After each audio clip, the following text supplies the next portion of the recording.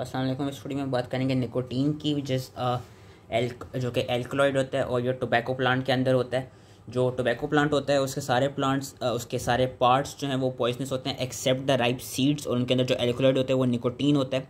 और इसका ये देखा गया है कि जो निकोटीन है ये एग्रीकल्चर और हॉर्टिकल्चर वर्क में यूज़ होता है as a fertiliser, as a fumigant, as a insecticide sprays. और इसकी एब्जॉर्प्शन कैसे होती है, आइदर थ्रू इंटैक्ट और ब्रोकन स्किन, या बाय इनहेलेशन या by injection.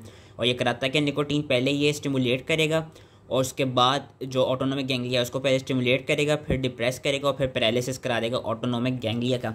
Sign and symptoms क्या मिलते हैं? सबसे पहले हमें माइल्ड साइन एंड सिम्टम्स मिलते हैं। फॉर एग्जांपल दोज पीपल जो कि फर्स्ट टाइम टोबैको को च्यू कर रहे हो, टोबैको के जो वो लीव्स होते हैं टोबैको प्लांट के, या फर्स्ट टाइम स्मोकिंग कर रहे हो, या इंसेक्टिसाइड को वो अगर थोड़ी सी अमाउंट की इनहेल कर ली हो, तो उनमें जो माइल्ड पॉइजनिंग के सिम्टम्स मिलेंगे वो dizziness, nausea, vomiting, headache, perspiration, general weakness, mild rise in blood pressure with increase pulse rate मिलेगी। जब एक्यूट पॉइजनिंग होगी, एक्यूट पॉइजनिंग में क्या होगा कि निकोटीन जो आपका एब्जॉर्ब हो गया होगा, उसमें आपको माउथ, थ्रोट और स्टमक में बर्निंग मिलेगी, माइल्ड सिम्टम्स मिलेंगे। उसके बाद prostration, convulsion, respiratory slowing, cardiac irregularity and coma, and eventually death can also occur from cardiac arrhythmias, exhaustion और रेस्पिरेटरी फेलियर।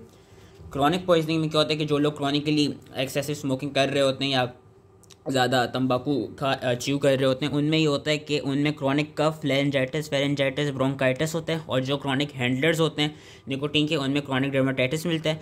उसके अलावा टोबैको स्टेन्स हमें मिल सकते हैं, टीथ पे ब्रेथ की बैड ऑर्डर मिल सकती है, एंजियोस्पाज्म्स मिल सकते हैं, मस्कुलर ट्रेमर्स मिल सकते हैं, blindness, cardiac arrhythmias, chest pain, and there is also increase incidence of cancers related to mouth, tongue, throat, larynx and lungs. इन सबके कैंसर्स का भाई इंसिडेंस बढ़ता है जब क्रॉनिक पॉइजनिंग को।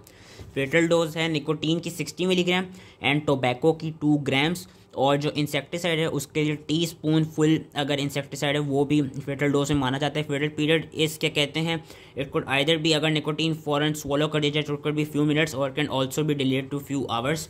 ट्रीटमेंट कैसे होती है कि अगर तो निकोटीन सिर्फ स्किन के लेवल पे, तो उस स्किन पे जो निकोटीन लगा हुआ है उसको हम वार्म वाटर से और सोप से क्या कहते हैं वॉश कर लें। अगर तो ऐसा है कि हमने निकोटीन इंजेस्ट कर लिया स्टमक में आ गया तो स्टमक वॉश कराते हैं।